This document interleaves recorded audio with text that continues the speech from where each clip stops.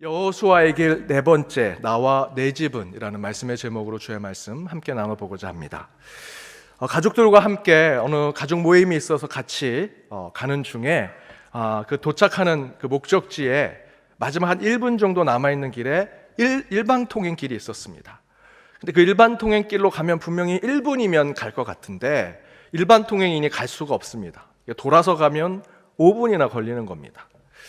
그래서 제가 그 일방통행 들어가는 입구에서 잠깐 차를 멈췄습니다. 그리고 제 가족들을 돌아봤는데 다 딴청을 하고 있습니다. 잘 모르니 그냥 가야겠다 하고 차가 없으니 가려고 막 출발하려고 일방통행길에 들어서니까 갑자기 뒤에 있는 저의 애들이 아빠! 일방통행인데 왜 고통법규 안 지키고 불법 운전해? 라고 막 뭐라고 얘기합니다. 제 마음을 더 아프게 했던 것은 아빠 목사 아니야? 목사가 법을 지켜야지. 그 얘기를 하는데 너무 속상한 겁니다. 용돈을 달라 그럴 땐 아빠 사랑해요 막 이래놓고는 밖에 나가서 뭘 하려면 아빠는 목사가 아니냐고 왜 그렇게 행동하냐고 그럴 때마다 그때도 똑같은 그런 상황이 있었습니다. 그리고 나서 다시 우회해가지고 시간은 좀 걸렸지만 교통법규를 지키고 그 목적지에 갔습니다. 그곳에 가서 그때의 상황들을 돌아서 생각해 봤습니다. 혹시 내가 혼자 운전했다면 분명히 저는 꺼리낌 없이 그냥 그 일방통행을 역중에 행해서 갔을 것입니다. 그런데 제가 제 가족을 데리고 그 차를 타고 그곳에 가니 물론 사고 날 상황은 거의 없었지만 내 가족과 함께 한 차로 또 그것이 내 가족을 이끄는 한 공동체의 버스나 배라고 생각해서 그 가족을 이끌고 나가는 선장, 버스 운전사가 되어 보니 절대로 나 혼자만 생각하고 운행하고 키를 잡을 수 없더라라는 생각이 들었습니다. 설교를 통해서도 수차례 여러분과 나눈 말씀입니다. 요즘 시대를 극도로 개인주의화된 시대라고 하죠. 개인의 개성과 취향을 존중해야 하죠. 젊은 세대들이 그렇게 개인주의화 되는 것 또한 우리들이 인정해야 합니다. 하지만 절대로 이 세상은 개인만이 살 수 있는 곳이 아님을 저와 여러분도 또한 알아야 한다는 것입니다. 개인만을 위해 살겠다, 나만을 위해 살겠다, 내 취향, 내 성향, 내 개성대로 살겠다, 내 뜻대로 살겠다는데 당신이 뭔 상관이냐라고 세상에서 얘기하는 그 자유는요 우리 기독교에서 말하는 자유하고는 전혀 동일한 것이 아닙니다. 왜 그렇습니까? 갈라디아서 5장 1절과 13절의 말씀대로 예수께서 그 십자가를 통해서 죽으시고 부활하심으로 우리에게 자유를 주셨죠. 그 십자가는 우리에게 자유가 됩니다. 하지만 그 자유는요 바울이 고백한 대로 사랑의 종로를 하겠다 결단해야 하는 것에 쓰여지는 것이 저와 여러분의 신앙이라는 것입니다. 여러분의 일상을 한번 돌아서 생각해 보십시오. 오늘 교회 오면서 걸어왔던 그 거리, 그 길 깨끗했죠. 나는 깨끗한 길을 걷는 걸 좋아하니까 천사가 내려와서 청소했겠지? 아닙니다. 여러분 그 길 깨끗한 이유는요 어젯밤에 누군가는 잠을 자지 않고 희생하고 수고하고 자기의 사명과 의무를 다해서 그 길을 깨끗하게 청소해 놓은 것입니다. 그래서 여러분이 걷는 그 길, 그 거리가 깨끗한 것임을 여러분 기억하셔야 합니다. 누군가의 땀, 누군가의 희생이 있었던 것이죠. 여러분 가깝게는 이 예배 공간에 누군가가 주중에 꽃꽂이 이렇게 해놔서 저희들 아름답게 꽃을 보면서 예배를 드리죠. 여기에 누가 했습니다 이렇게 적어놓지 않습니다. 보이지 않는 이름 없이 수고한 이들의 수고로 우리는 아름답고 경건하게 예배를 드리고 있습니다. 어떤 분은 이 예배당을 청소했을 것이고요. 누군가는 전기와 조명을 맞추고 저와 여러분이 이렇게 경건하게 예배 드릴 수 있는 상황과 조건을 만들어 준 것이죠. 나 혼자 개성을 살리는 것이 자유다? 아닙니다. 그렇게 한 개인이 가진 취향과 특성은 물론 충분히 존중받아야 하지만 여러분이 가진 개성과 취향을 자유롭게 누리기 위해서는요 여러분이 그 누리는 여러분의 자유를 위해 누군가는 그 뒤에서 수고하고 희생하고 헌신한 것을 기억하셔야 합니다. 여러분 이 세상은 결코 나 혼자 살도록 창조된 곳이 아닙니다. 따라서 교회는 절대로 여러분 한 사람 한 사람 개인의 구원의 문제만을 얘기하지 않습니다. 교회는 종합병원과 같은 곳이 되어야 합니다. 안과만 잘한다고 그것이 종합병원이 될 수 없지요. 눈도, 내 안에 있는 심장도, 다리와 팔도 모든 것을 잘 고칠 수 있는 곳이 돼야 종합병원이 되는 것입니다. 또한 교회는 11명이 한 팀이 돼서 뛰는 축구팀과 같은 곳이 되어야 합니다. 그 11명이 다 열심히 최선을 다해서 뛰어서 승리하는 팀. 공격수만 잘한다고 그 축구팀이 잘하는 것이 아닙니다. 골키퍼만 잘한다고 그 축구팀이 이기는 것이 아닙니다. 그 안에는요, 그 교회 공동체 안에는 왼발잡이 수비수도 있어야 하고요, 키가 작은 공격수도 있어야 합니다. 흑인인 용병도 있어야 하고요, 때로는 남자와 여자가 함께 뛸 수 있는 경기도 되어야 합니다. 교회 공동체 안에는 서로 선호가 다르고 삶의 방식도 다르지만 우리는 이곳의 어린 아이부터 어르신까지 또한 서로가 가지고 있는 정도에 따른 관심과 생각이 다를지라도 모든 세대가 함께 모여 하나님 나라를 꿈꾸며 나아가는 공동체가 교회라는 것이죠. 장애인이든 비장애인이든 함께 예배 드리는 곳, 서로 정치적 성향은 다르지만 이 교회의 지붕 아래서는 서로 한 분, 하나님, 한 성령님 안에 기도하고 찬양하며 예배 드리는 곳이 교회가 되어야 합니다. 교회에서 내 성향, 내 기준, 내 선호만을 추구한다면 진리를 알지니 진리가 너희를 자유롭게 하리라는 예수 그리스도의 말씀이 적용되지 않는 것이지요. 교회 안에서의 참된 자유는요, 서로 다른 모습을 존중하고 사랑하고 이해하며 하나가 되는 것이 진정한 자유입니다. 내 것만 내가 누리고 살 거야, 너희들은 상관하지 마, 그것은 자유가 아닙니다. 상대방이 나와 다를지라도 존중하고 이해하고 사랑할 줄 아는 마음을 갖는 것이 진정한 자유요, 성경에서 말하는 자유입니다. 어떤 모양, 어떤 모습일지라도 서로를 인정하고 수용하면서 참된 자유를 보여줄 때 천국은 바로 이 연동교회 위에 이루어질 것이고요, 그 안에 속한 성도들은 우리는 한 교인, 모두가 하나님의 한 백성이 되는 것입니다. 더 나아가 진정으로 연동교회 지붕 아래 하나님의 한 가족이 될 것이라 저는 믿습니다. 따라서 교회가 결정하고 선택하는 것은 한 개인의 결정이 되어서는 안 됩니다. 공동체를 위한 거룩한 결정과 선택이 되어야지요. 교회 공동체라는 버스를 운전할 때 그 운전자인 리더, 운전자인 영적인 지도자들, 교회 목사, 또 장로님, 직분자들, 교회 어르신들, 그들은 개인의 감정과 사적인 판단으로 운전하고 교회를 운행해서는 안 됩니다. 지금 내가 돌리는 이 핸들링이 모든 성도들에게 유익한 것인지, 때로는 내 옆 차선에 함께 달리고 있는 그 차와 그 운전자들에게 내 운행이 덕이 되고 있는지, 교통법규 앞에 그리스도인으로서 나는 떳떳한 운행을 하고 있는지, 그것을 저와 살펴보는 것이 진정한 공동체를 위하는, 교회를 위하는 마음이죠. 그것은 우리의 사는 인생도 마찬가지고요, 우리 크리스천의 가정에도 동일하게 적용될 수 있습니다. 단순한 책임만을 가진 것이 아니라 예수를 믿는 가정은요, 가정에서 이루어지는 모든 결정과 선택 앞에 거룩하고 경건함을 추구해야 한다는 것입니다.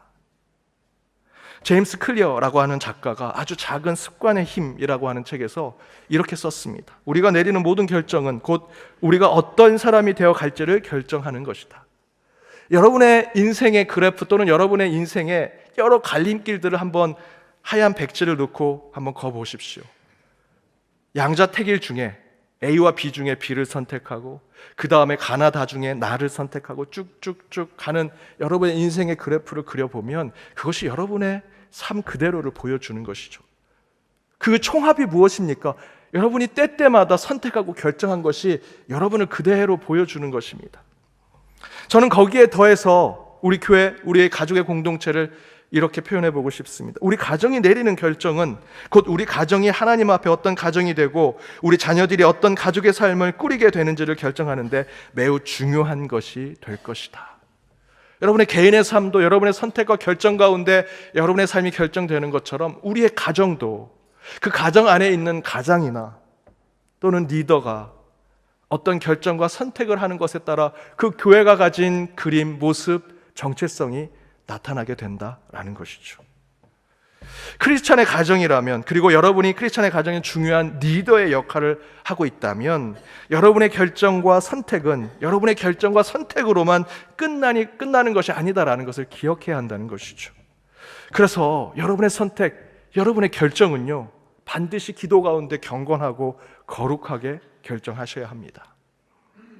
오늘 본문을 보니까 이스라엘 백성들이 하나님이 약속한 땅을 차지한 후에 평안과 안정이 찾아오니 그들이 잘못된 선택과 결정을 하는 모습을 보여줍니다. 당장 내 배를 채워줄 우상을 숭배하려고 하죠. 부모의 세대들이 섬겼던 애굽의 신들을 가져와 우상 숭배를 하려고 합니다. 40년 광야의 생활을 하면서 곳곳에 돌아다니면서 가지고 왔던, 때로는 훔쳐왔던 그 우상들을 섬기려고 했고요. 가나안 땅에 들어와 보니 더 좋아 보이는 가나안 땅의 우상을 모셔놓고 제사를 드리려고 합니다. 그런 모습을 보고 한탄스러워하는 여호수아가 백성들을 모아놓고 이렇게 선포합니다. 오늘 본문 14절과 15절입니다. 길지만 함께 읽어보겠습니다. 그러므로 이제는 여호와를 경외하며 온전함과 진실함으로 그를 섬기라. 너희의 조상들이 간 족족과 애굽에서 섬기던 신들을 치워버리고 여호와만 섬기라. 만일 여호와를 섬기는 것이 너에게 좋지 않게 보이거든 너의 조상들이 간 족족에서 섬기던 신들이든지 또는 너희가 거주하는 땅에 있는 아무리 족속의 신들이든지 너희가 섬길 자를 오늘 택하라. 오직 나와 내 집은 여호와를 섬기겠노라 하니. 특별히 15절에서 오직 나와 내 집은 이라고 하는 이 표현에 우리는 영적인 마음은 집중해야 합니다. 영적인 중대한 결정과 선택 앞에서 여호수아가 하나님만 섬기겠습니다 라고 하는 표현에서만 그치지 아니하고요, 여기서 굉장히 중요하게 표현한 것은 나와 내 집, 내 가정, 내 자녀는 하나님을 섬기겠다 함께 표현하고 있다라는 것이죠. 아버지, 왜 우리가 아버지한테 그런 권한을 주지 않았는데 왜 그렇게 하십니까? 그런 문제가 아닙니다. 여호수아는 그 집의, 그 가정의 리더요, 영적 지도자로서 그런 선포를 하고 있는 것이죠. 여호수아가 그 백성들이 곳곳에서 태만한 불신앙의 모습을 보면서 선포한 말씀이 너희들은 그렇게 우상 숭배해도 나만큼은 하나님을 섬기는 것을 포기하지 않겠다라는 것으로 그치는 것이 아니라 나를 포함해 내 자녀들, 내 가족까지 하나님을 끝까지 섬기겠다 선포하고 있는 것이 중요하다라는 것입니다.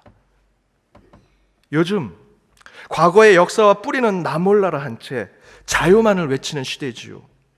저와 여러분이 누리는 이 자유, 종교, 집회, 여러분이 곳곳을 돌아다닐 수 있는 이 모든 자유 어떻게 얻게 되었습니까? 여러분이 잘나서, 내가 좀 더 공부를 잘해서, 뭔가 능력이 있어서? 아니죠.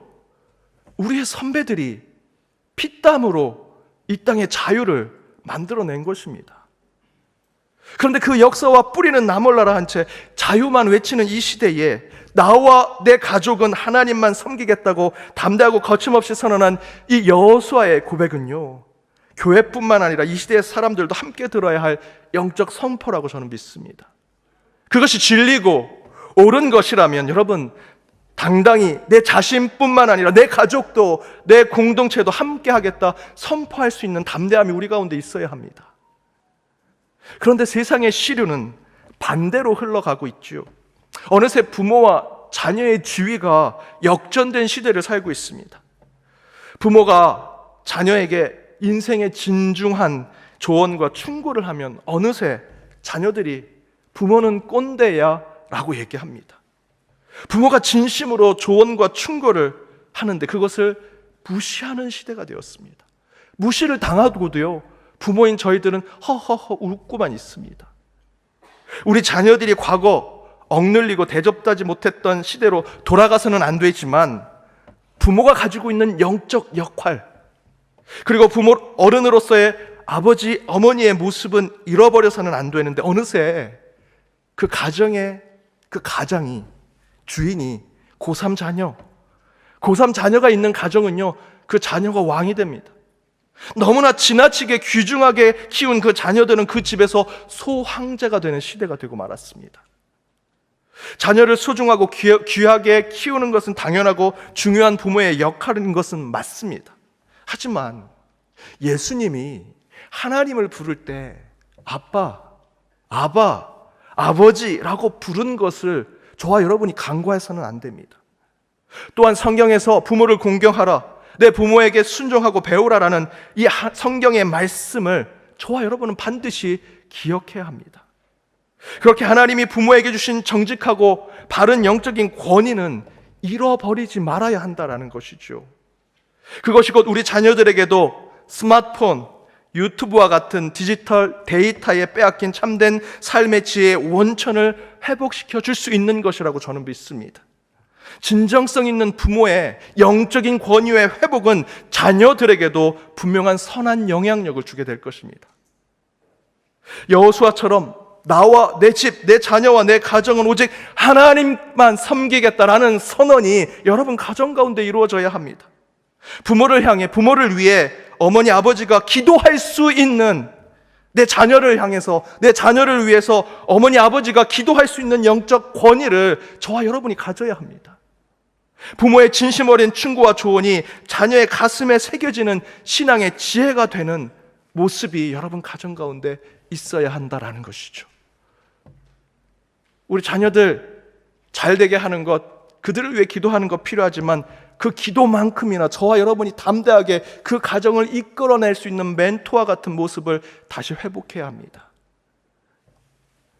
지난 수요일 외로운 크리스찬이라고 하는 주제로 신학과 교회의 만남을 이루는 포럼을 우리 교회에서 했습니다. 그때 한 교수님이 발제를 하면서 이런 얘기를 하셨습니다. 우리 대한민국은 스마트폰을 가장 많이 생산해내는, 세상에서 가장 많이 스마트폰을 만들어내는 나라임에도 불구하고 그 한국 사람이 가지고 있는 스마트폰에서 가장 힘들고 어려울 때 전화할 사람이 한 명도 없는 사람이 가장 많은 곳이 또한 대한민국이다. 가장 네트워크가 잘 돼 있는 나라이지만 가장 인간관계가 무너진, 붕괴된 사회가 한국 사회이다 라고 얘기하셨습니다. 저는 정말 동의합니다. 어느 집사님이 자신의 가정에 있었던 얘기를 하면서 이렇게 저희들에게 얘기해 주셨습니다. 둘째 딸이 아빠한테 찾아오면서 무엇인가 질문하려고 찾아갔더니 방에 있는 큰 딸이 아빠한테 가지 마, 아빠한테 묻지 마, 구글한테 물으면 더 정확하게 알 수 있어 라고 하더랍니다. 그 얘기를 듣는데 얼마나 서운하고 상심이 되든지. 여러분, 질문에 대한 답은 구글이 할 수 있고요, 인터넷이 더 정확하게 찾아줄 수 있습니다. 아빠 틀릴 수 있죠. 부모가 틀릴 수 있습니다. 교회 어른이 질문했을 때 잘못한 답을 할 수는 있습니다. 하지만 그 답을 알고 있고 찾아갔던 그 부모, 그 교회 어른, 우리 세상의 어른들은요, 그 답을 찾기 위해 자신이 갖추던 삶의 스토리를 가지고 있습니다. 우리 자녀들에게 그거 전할 수 있습니다. 정확한 답까지는 아니더라도 그 답에 대해서 내가 얼마나 노력하고 수고했고 누구를 만났고 어떤 공부를 했고 어떤 방법으로 나는 그 인생 가운데 답을 찾아갔다 전수해 줄 수 있습니다. 그러나 요즘 세대들은요, 들으려고 하지 않습니다. 정답만 찾으려고 하죠. 인생의 어른, 아버지와 어머니, 인생의 멘토를 찾아가지 않는 시대가 되고 말았습니다. 이런 시대에 다시 공동체성을 찾아가고 그 안에서 나만이 아닌 우리의 가정, 우리의 공동체를 다시 대면하는 현장에서 회복시키고자 노력할 수 있는 곳은 저는 교회뿐이라고 생각이 듭니다. 그래서 오늘 본문에서 여호수아가 자신의 신앙 고백을 자기에게만 국한시키지 아니하고 내 자녀, 내 가족에게까지 넓힌 것은 연결하고 함께하며 공동체를 회복시켜야 하는 이 시대에 교회를 향한 아주 중요한 메시지를 주는 하나님의 말씀이라고 생각이 듭니다. 어린이 주일을 맞이하는 연도교 모든 성도 여러분, 어느 학자는 가난의 반대말은 부자, 풍요가 아니라 공동체라고 얘기했습니다. 동서가 같이 있을 수 없죠. 동쪽에 서쪽에 같이 있을 수 없습니다. 흑백이 함께 있을 수 없습니다. 검은색에 흰색이 있을 수 없죠. 흰색에 검은색이 있을 수 없고요. 가난의 반대가 부자라고 할 수 없는 것은 가난한 곳에 부자가 있을 수 없습니다. 가난하지만 저는 부자입니다. 있을 수 없는 것이죠. 그런데 이 세상은 부자와 가난한 자가 공존하고 있습니다. 그것은 가난의 반대가 부가 아니라는 것을 반증하는 것입니다. 대신에 진정한 가난의 반대는요, 가난으로부터 벗어나도록 그 가난한 자들을 끌어안고 그들과 함께하고 그 가난한 자, 아무것도 없는 자일지라도 하나님의 형상을 가진 한 존재로 존중해주고 존엄케 여기는 공동체의 그 모습, 그 공동체가 가난의 반대말이라는 것입니다. 따라서 교회 공동체는 가난과 소외를 회복하는 곳, 어둠과 죽음의 생명을 살리는 곳이 되어야 합니다. 그런데 지금 우리는 우리 자녀들에게 우리 교회에서 무엇을 가르칩니까? 그런 세속의 가치를 똑같이 가르치고 있지 않습니까? 곧 가난의 반대는 부요함이라 가르치면서 가난하지 않으려면 더 많은 돈을 벌어야 하고 부자가 되고 높은 자리 가라고 세상의 가르침과 다를 바 없는 것을 가르치는 것이 교회가 아닌지, 여러분, 우리 자녀들이 우리 교회 공동체로부터 듣기 원하는 것은 가난의 반대는 부자가 되는 것이니 기도해서 부자 되고 예수 잘 믿어서 부유한 자 되라 라는 것이 절대로 아닙니다. 우리 자녀들도요, 다 알고 있습니다. 교회만큼은 정직을 가르치는 곳이 되어야 합니다. 교회만큼은 환경 보존을 내 밥벌이로 살아가는 것이 아니라 태초에 하나님이 창조하신 이 창조를 내 신앙으로 보존하고 지켜내는 것이 신앙이다, 마음에 품는 것을 가르치길 원합니다.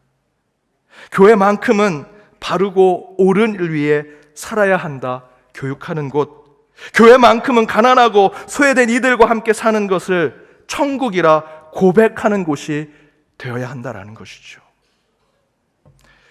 교회만큼 내가 이곳에 와서 나도 손해보고 나도 억울한 일을 당했지만 나는 끝까지 교회에서의 가르침대로 정직하게 살았어, 나는 교회 어르신들, 교회 선생님들, 교회의 성직자들을 만나 그들을 통해 은혜 받길 원하는 것이 우리 아이들의 마음입니다. 예수님이 주신 자유를 누리되 그 자유를 이웃과 세상을 섬기는 곳에 사용하라, 그렇게 나로 하여금 사랑을 깨닫게 해주신 그 예수님이 내 삶을 지배하고 계시다라는 것을 우리 어른으로부터 듣기를 원하는 것이 우리 자녀들이라는 것입니다. 겉으로 볼 땐 제가 지금 내 얘기를 꼰대 얘기로 듣고 있구나, 한쪽 귀로 듣고 한쪽 귀로 흘리고 있구나라고 생각하지만요, 여러분의 자녀들이 어른이 되면 교회에서 바르고 옳게 교육하고 하나님의 말씀으로 가르친 그 지혜를 마음판에 새기고 끝내는, 그대로 살아가는 자들이 될 것입니다. 그렇게 정직과 사랑, 자유와 정의를 예수의 이름으로 온전하고 바르게 가르치고 선포하는 교회가 된다면 나와 내 자녀, 내 집은 예수를 믿겠노라 하는 우리 어른들의 신앙 고백이 영적 권위가 있게 되는 것이고요, 우리의 자녀들이 훗날 어른이 되어 살아가는데 반드시 담대하고 거침없는 신앙의 기준을 갖게 되는 것이라 저는 믿습니다. 여러분, 예수 믿는 것에 당당하십시오. 아이들이 다 보고 있습니다. 하나님 나라 세워가는 것에 담대하셔야 합니다. 그렇게 거침없는 믿음의 삶을 살아갈 때 우리 자녀들도 우리를 보고 참 신앙을 지켜낼 것입니다. 지금은 아닌 척, 안 듣는 척, 안 보는 척 하지만 아이들 다 마음속에 저와 여러분의 정직하고 옳은 모습을 새겨내고 있습니다. 그런 여호수아와 같은 담대하고 거침없는 신앙을 우리 자녀들에게 보여주어 바른 신앙의 길을 자녀들에게 걷게 하는 저와 여러분, 우리 연동의 제단이 되기를 주님의 이름으로 축복합니다.